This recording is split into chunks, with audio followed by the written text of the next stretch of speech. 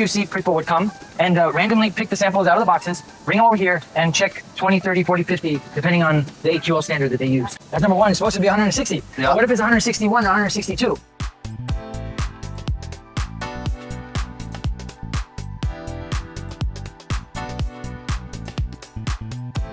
So I see a lot of packing going on here. How do factories prepare our products for shipping? Very good. So the first thing they do is thread removal. They have these air sucking machine.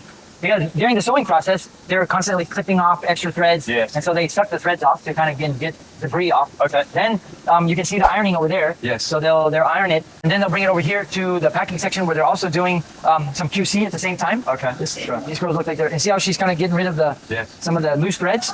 In the packing section, they'll put on like the hang tags, Velcro patches. Yes. Yeah. So they'll do like last minute attaching of hang tags, patches, whatever. In this case, they're doing hanger packing. Sure. But if they're not doing hanger packing, they'll put them in boxes. But basically in this section, they're getting them ready to be put in poly bags. Okay. And then eventually put into carton boxes. Okay. So that's like the last step of the packing. Then they close up the box. They have to count how many pieces are in each box and label it, and then put it aside, ready for the containers to come and pick up. Yeah. Or to do a final inspection. So once they finish packing all this, they might have, say, 5,000 of these dresses.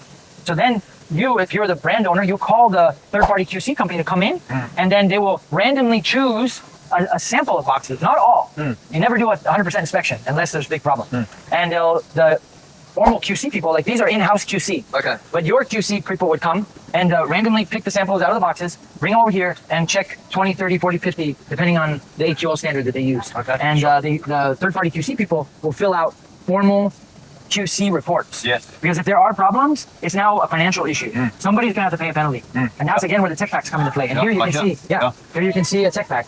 And we shouldn't show the name, but it's got the measurements. That's number one. It's supposed to be 160. Yeah. What if it's 161 or 162? I see. Is it in spec or out of spec? Yeah. So, Okay.